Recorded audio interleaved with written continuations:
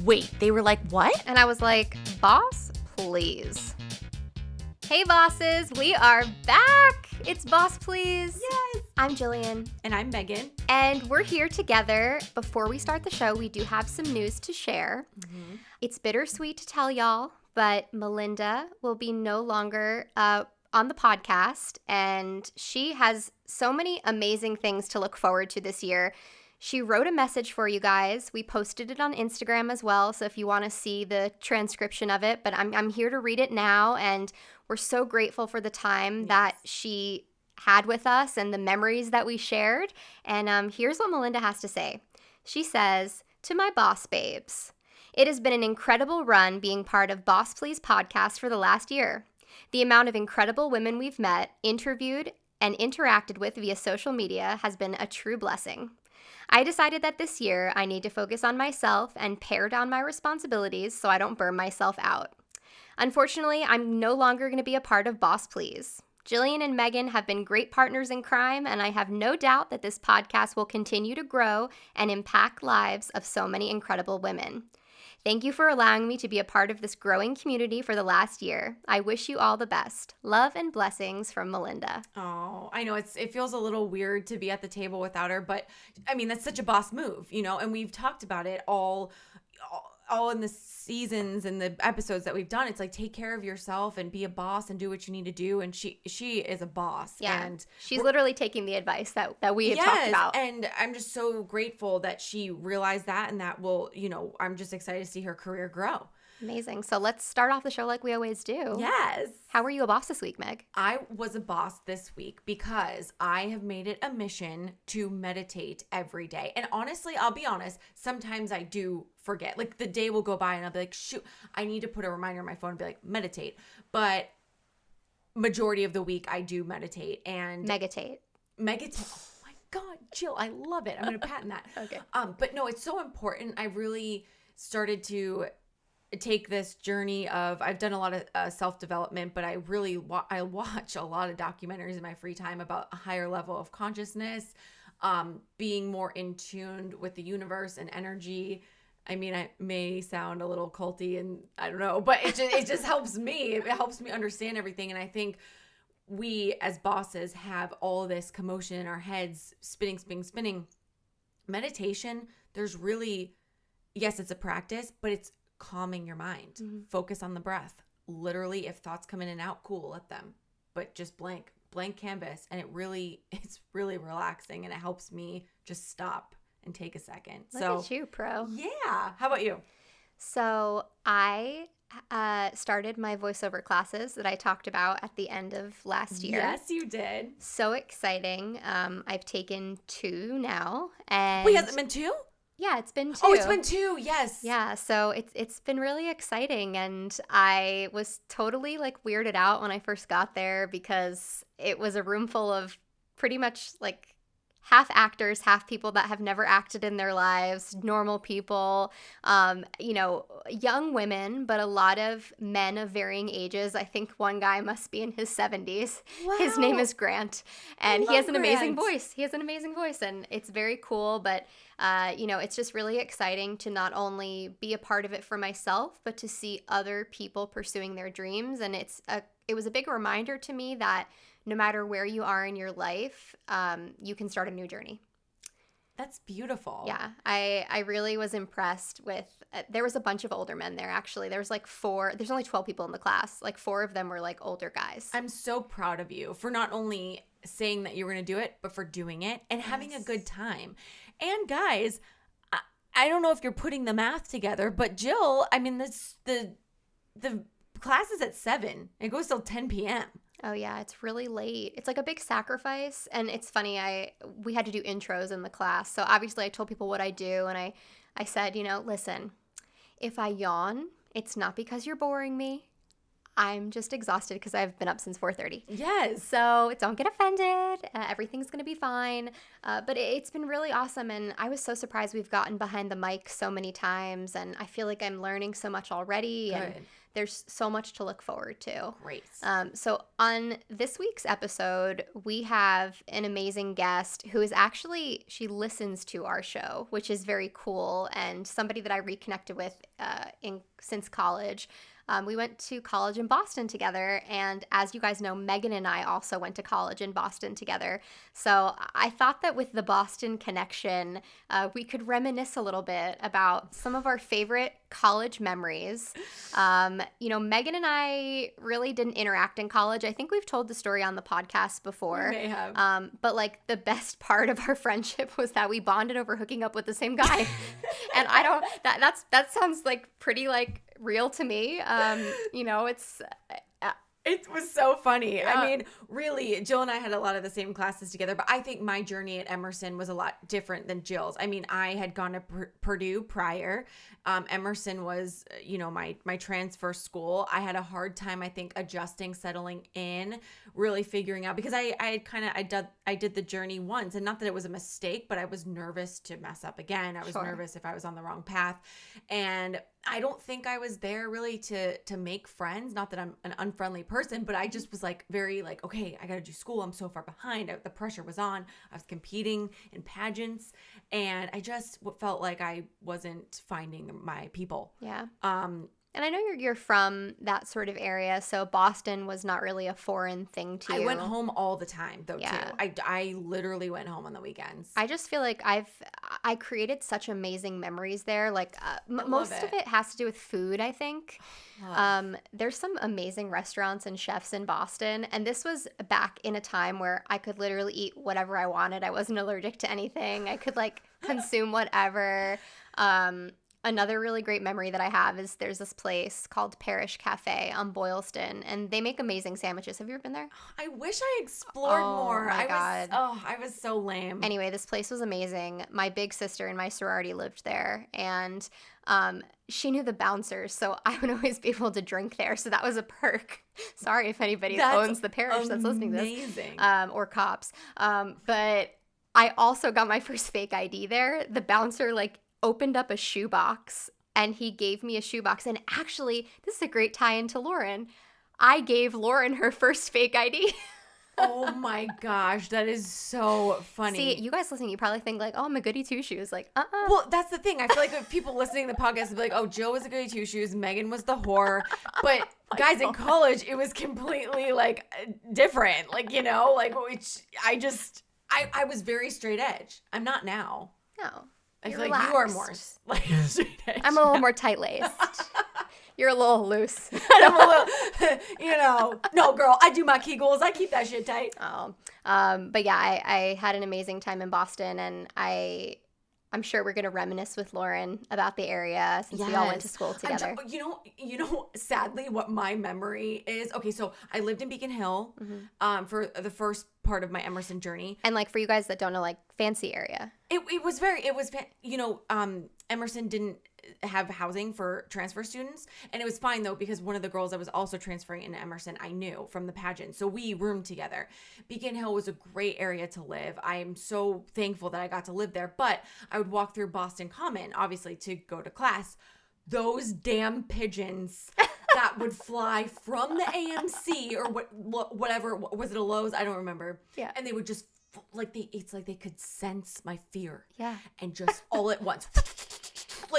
And I'm in the middle of Boston Common, help me. But we all have that memory. It's happened to all of us. Yeah, muscle memory. And are you terrified of birds? I mean, I don't love pigeons. I don't love pigeons. I mean, they're fun. They don't creep me out. But when they're in swarms like that, yes, it's not okay. I think I'll leave you with this. I'm 30 now. Obviously, I've been with my boyfriend for almost 6 years, and we're talking about marriage and children and things like that. And we always think back of the things that we did in college, and we can't believe that we survived, got away with it. I honestly did some of the dumbest shit I have ever done. walking alone by myself after Jill, midnight. in Boston? One time I did it with like $600 in my fanny pack because we had a sorority party Jillian. and they sent me home with the money. I know, like, I'm going to have to like sit my kids down and be like, listen, I don't care how good you are. I was the best kid in high school. I did the dumbest shit in college because nobody was checking up on me. That is crazy. And it's like kind of terrifying to look back and think about that. Also, I just had a vision of that pizza place that was right across from Emerson, but it was on NYP? not Boylston. Yes. Yeah, NYP was delicious. It's still Yes. Oh, so good. We can't eat it though unless they have gluten-free, but then we could. It's Boston. They don't have gluten-free. And they don't have gluten-free. Please. They'd be I like, know. are you kidding me? I'm not kidding you. I'm not kidding you, Jill. All right. So, yes. yeah, so we've had some amazing memories. I'm so thankful that I got to meet Lauren Landry there. She was a roommate of mine. She is our guest today. So we will be right back with Lauren. Hey bosses, welcome back. So we are very excited to have Lauren Landry with us on the phone, coming live from Boston. Lauren Landry is the Associate Director of Marketing and Communications for Harvard Business School Online. She started her career in journalism, working as the Associate Director for digital media company Boston. No? Boston. Is it Bostino? Bostino. Yeah. Perfect. Okay, I'll get that right. Where she wrote nearly 3,500 articles covering all things education and early stage tech. She later transitioned into a content marketing role at Northeastern University, where she also earned her master's degree in media innovation. Landry has freelanced for a variety of publications and brands, including Boston Magazine, and is an adjacent faculty member at Emerson College. It's not adjacent, it's Adjunct. Thank you, love. Clearly, I don't know complicated words. And that just goes to show I should read this bio before we do it. But Lauren, you're fantastic. And I just want to know, what was your college experience like? Because you've done so much. Oh, well, thank you. Well, thanks for having me. I'm so excited to be chatting with you ladies. I feel like saying to you, like, you know, first time caller, dedicated listener. I am. I'm such a Boss Please fangirl. So this is like, oh, what a moment for me. My college experience, I think for me, it was there was just a lot of competing interests, I guess, I had when I was trying to choose schools and figure out what I wanted to do. I'd always really been interested in teaching, but the thing that I really cared about was I wanted to be a writing teacher, I thought at the time. And so I figured if you want to be a writing teacher, you should be a writer first. And so I went to Emerson in Boston to pursue just that, trying to break into writing. And then I had this idea I wanted to get into journalism. And Emerson was just a really great school to pursue all of those things. So my college experience, it was really just spending a lot of time, I think, trying to figure out writing is such a broad thing. What is it that I wanted to do within that realm? Magazine, you can go the magazine route, the newspaper route. Now there's this whole other content marketing world that I'm in that I didn't even know about in college. But as I was going through college, I interned at a lot of different places. A lot of hyper-local magazines in Boston. Boston Magazine was among them. And as I was going through that process, I just realized I really loved local journalism and hyper-local news and getting to learn a lot about a community and feel like you had your pulse on a community. And so I just spent a lot of time over college trying to hone in on that and get internships kind of in that space. And it worked out for me post college, which was great. But it was I don't know, college was just trying to figure out what I wanted to do. It's not even, if you think it's easy as like, I want to be a writer. There's so many options within that bucket. So, listeners out there, Lauren and I actually lived together. I met her my freshman year, and we lived in this crazy suite with 6 girls and 1 bathroom, and it was a memorable experience for sure. But one thing I really admired about Lauren was that she had survival jobs all through college. And I don't think we speak about survival jobs enough. So, Lauren, can you talk a little bit about your experience working, almost as much as you went to classes? Oh, the glory days. Oh, so glamorous. Yeah. So what's funny, so I always like to say I started my career in retail when I was in high school, and then when I was in college too, I'd always come home. I'm from a small mill town in Maine called Lewiston, which had one department store at the time, which was Sears. Uh, so that's where I got my first shot at the real world. And so I started working at Sears, and then when I moved to Boston, I went to Emerson, started working at American Eagle, the joy of retail, and I would go home during breaks and work at Sears, and I'd come back, and somewhere in that time, I also started interning. And yeah, you're right. I spent a lot of time working. I spent a lot of time folding jeans. But let me tell you, working in retail, I would say the same thing. I'm sure people who work in the restaurant space would say the same thing. Like, I feel like one or the other, you should do that at some point in your life, because you just learn so much about talking to people and trying to understand people's needs and just trying to deal. Like, it just prepares you very well for all the different personalities that you're going to find in a workplace. I feel like later in life, but yeah, it was a lot of balance in college of, I had to work to get to make my way through, and retail and the random one-off internships that never paid, obviously. Right. Those were the things that we were going through. Isn't it funny, like nowadays, I was telling Lauren a little bit on a phone call earlier this week about how I was mentoring some college students and how they were all like, oh, my internship's paid. Those little shits get paid and we didn't. So, we're the real bosses, okay? No offense to anyone out there listening getting paid for their internship, but I'm a little bitter to you. No, but Lauren, that is college credit. Right. It's very admirable, though, that you work so hard, through high school and college. And once all of that happened, how did your first job happen after all that paid off? My first job, when I teach a class at Emerson, and I always tell my students this story of, I had a sticky note on my computer of how many jobs I had applied to, because I think they applied to, you apply to, like, say 5 jobs, and if you don't hear back from any of them, you're like, oh man, I'm never going to find a job. This is so hard. And I always remind them it took 50 applications to finally land the job. Communications, media, it's a super competitive field, but it's what I wanted to do, and I just didn't want to give up on that. That said, it was also shifting my expectations of what it was that I wanted to do. So I was in the running to work for a small weekly paper in the middle of nowhere, Maine. If anyone's listening to this, sorry to be from that town. But it was, and I'm sitting in this interview, and the woman was telling me I was going to be a crime reporter, which Jill knows me.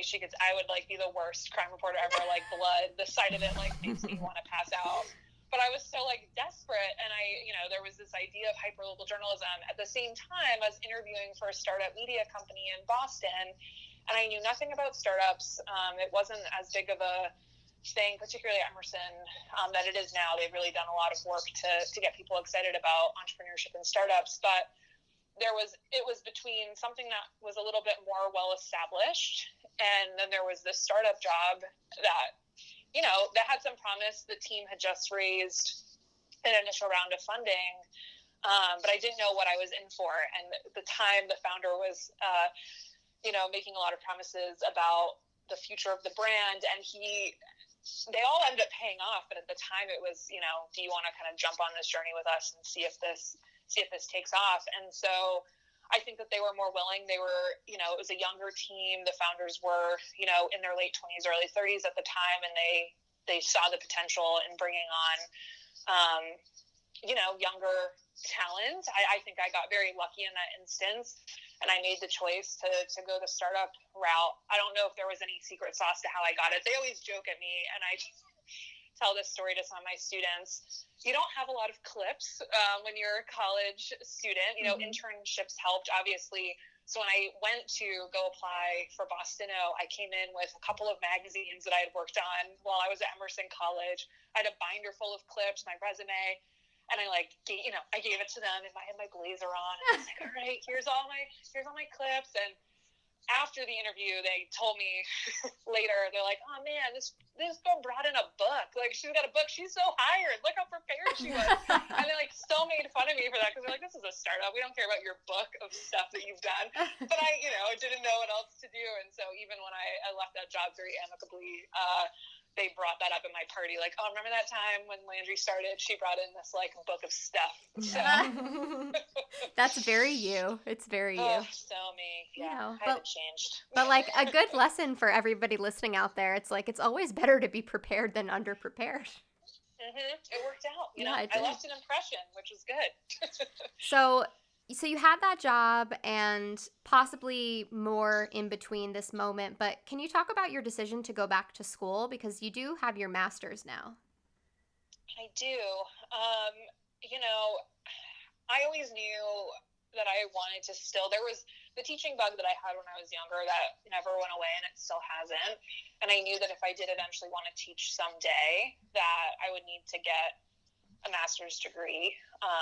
That's just kind of the standard credential across the board. I also love to learn. I was an education reporter, and now I'm working in the education space. So that I love education is a very big theme in my life and career, but it isn't an easy decision to make. You are putting a lot of time and investment on the line.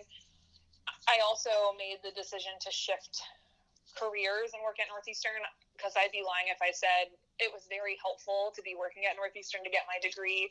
They treat their employees very well. And I did get an education for free. I have to say that because I wouldn't, I have to be honest about, it was a very big motivator. It's a big decision that people need to make. And that was definitely a reason why. What was also awesome is the program that I was in, this media innovation program. It was very new. It was only the second year. We were the second cohort of students to go through the program, and it just presented a really cool opportunity we were sort of got to help them shape the program. There's so much new technology that's coming out. I wanted to see, there's so much I knew that I hadn't learned yet in terms of storytelling that program could equip me with. So there was no one thing that made me want to go get my master's degree. I have a lot of people actually ask me, do they think a master's degree is worth it? And I always say, what's your motivation? Why do you want to do it? For me, it was, I knew that I wanted to teach and advance my career in that field. I needed a master's degree. I knew that I wanted to just advance my career generally in storytelling. That seemed like the right avenue. And I just had this great work opportunity that also presented me with the chance to pursue a master's degree. So there was just a lot of nice things that aligned that made it a feasible option. That's fantastic. And I love that you give the advice to other people that are asking, like, should I go for a master's? And you're like, well, what do you want to do? I think that is the most important. I mean, clearly education, hiring yourself like you did is very important. But sometimes, like me, I'm like hosting over here. I'm like, no, I can't. No, I can't do school. But Lauren, tell us about what you're doing now. Yeah.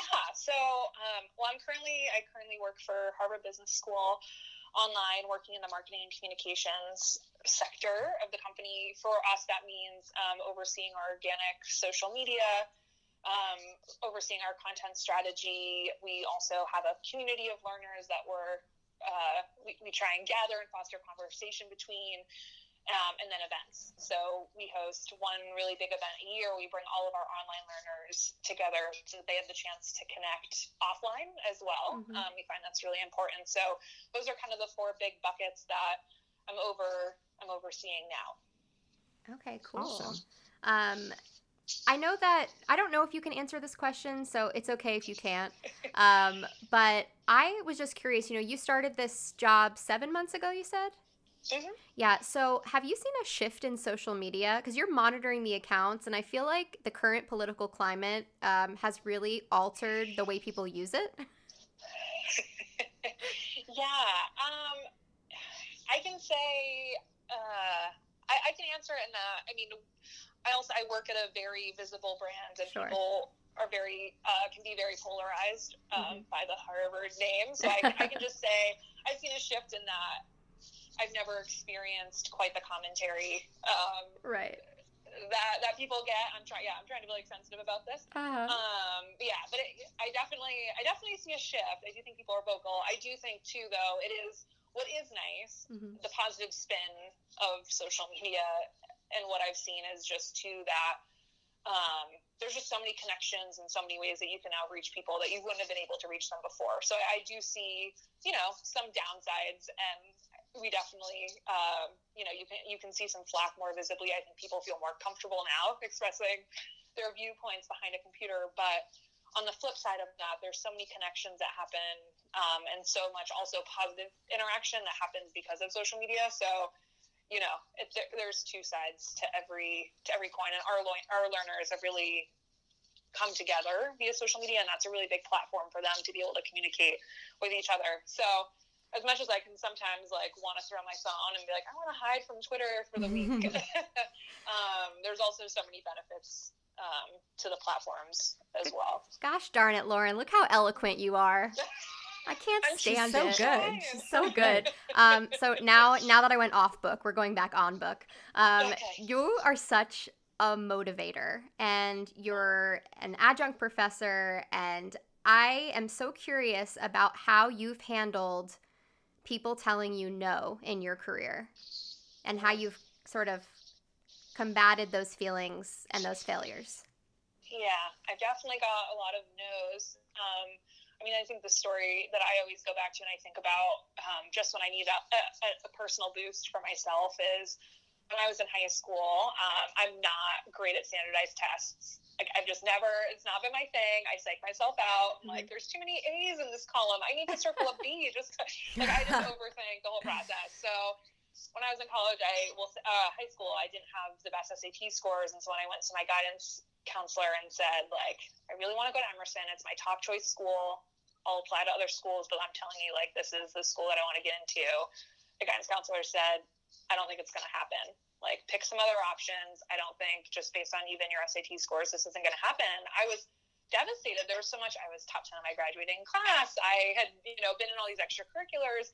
So I did all this other stuff, and none of it's mattering. You're telling me I'm not going to be able to get into my number one school. And I went home, and I was bawling my eyes out. My dad walked in, and he was like, oh man, what happened? What's going on? And I'm not going to get into my school.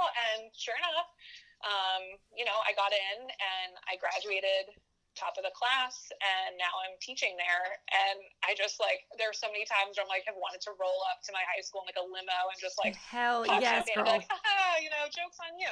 But it's stuff like that I even too in journalism, I don't know how many times, I'm sure, but obviously both of you are in a very creative field. People say oh, you can have a job in that. And I had so many people when I was telling them, what I wanted to do after college, who just said, yeah, good luck finding a job. It's not going to work out for you. It's not going to happen. And sure enough, within 3 months, I had a job. And I think that no is just so fueling. That's what fuels my fire. There's nothing that motivates me more than hearing someone saying no in the right way.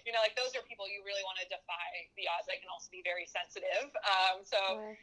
It depends on how it's coming across, but I just keep reminding myself every time I do get told no of something, I have been told no before, and look how that turned out. Yes. It all turned out okay. And so just if you really believe in something and you really know you want to do something, you've got to just keep going for it, because you don't know, one person's opinion doesn't change the outcome of your life, career, what have you. I'm so feeling what you're saying right now, girl. It's really touching my soul, because I can completely relate. But you were bringing up Emerson, and wow, and I love hearing the background story of that, because it's just so much. It's crazy. You're yeah, now I'm a professor there. Tell us the difference, because I went to Emerson, Jill went to Emerson too. What are the differences that you see now teaching students versus when we were students? Oh, wow. Gosh, students have so much different pressure than we had. I don't know. I was actually just talking about this with my coworkers today. We were talking about social media, and one of my coworkers was describing her, just talking about an experience with her teenage daughter. And, I remember when we couldn't sign up for Facebook back in our day without having an EDU email address. And so I felt like we at least had a reprieve kind of later in life. And now, they've grown up with social media. They've grown up, I don't know, there's just so much different, and it's not just social media, there's just so much different pressure of constantly feeling like, you need to be better than the next person. And I think too, it's hard. We went to, all three of us went to Emerson. It's a very creative school and by default then, because of the fields that you're going into have such limited job opportunities, it also can feel a little bit competitive. So my students are amazing. I've loved the experience so much, but that's always kind of what I'm thinking as they're talking. I hear them talk about, applying for internships. They'll come to me a lot about, asking for job advice. And I love to give that to them. I always tell them, like, please use me as a resource. I want to be here. But those are the things I'm thinking about as I'm talking to them. I'm like, man, it's just so different. The technology, too, is different.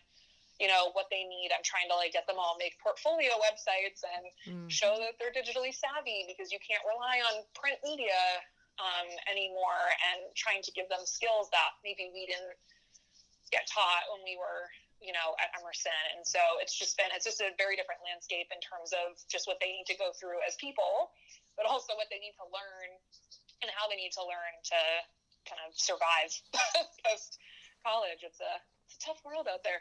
Yeah. It's totally different than what we experienced, I'll tell you that. Sure. You are a busy woman, and being so busy and so dedicated to your work, it has to be hard out there socially, I would imagine. So how do you balance sort of fun, dating, and everything else that comes with it with your job and teaching? Yeah, there was a time last year, this was a couple years ago, where I was teaching my first college course, finished my master's degree, and working full time. So I was like, okay, I just kept saying to myself over and over each time I woke up in the morning, like, everything always gets done. Everything always gets done. You sound like me. Yeah, right? You gotta, psych yourself up in the mirror in the morning. But I think for me, what I've tried to just learn about myself is that there are just times where it's like, I can't do this right now. Like, I'm too tired, and I can keep sitting at this computer and trying to grade papers and trying to, or trying to come up with a pithy banner headline, or I can just walk away and know I need to go to bed, or I need to call a friend, or I just need to, watch Netflix, whatever I need to do to just recharge. So it's just, that's been helpful, and just trying to find a balance there. Cause I just know, in a creative role, it doesn't always just come every day. You can't force some of that stuff. So you need to know when to kind of take a break and chill out. And I always get sick when I'm stressed. And so to me, it's just super, I know that about myself. And so I just always need to kind of find checks and balances, and try and make time for people. It's easier said than done. Let me tell you, I'm still trying to figure this out every day. I'm not, I don't have a serious 5-year relationship that I can point to be like, I'm doing it well, right? It's been a constant battle, but we're trying. Okay. We're trying. That's all you can do. That's all you can do, girl. Right? So you have a list of 30 things that you want to do before 30, and your birthday is in August. So can you tell us some of those things on that list? I love that you have a list like that. Oh, yeah, I'm trying. I mean, some of them are really mundane, like clean my oven. Hey, they're important. It's important. I really Listen, need to do Lauren, if you have some free time today, girl, clean that oven. That's how you were a boss this week. That's true. That's so true. We rebranded a company this week, so that'll be my boss moment. Okay. That's a better moment. But yeah, so clean my oven. That's one. There's some things I wanted to plan. I haven't be debt free. That's number one. That's a big one, because a lot of things cascade down from that. Like, plan a sister trip, go somewhere fun with my sister. I want to plan another vacation just to celebrate being 30, being debt-free. Little things like read 2 to 3 books a month. Also go to the library more, because I spend way too much money on books. And be nicer to myself, that's one. Love my body any size, that's one. So the list kind of varies from very nitty gritty things that I could do. Watch The Breakfast Club. I still haven't seen that. That's on my. Oh my goodness, you're gonna fall in love. No, it's controversial. I know. A little controversial, but you're still gonna like it. It's classic. Yeah. Classic 80s.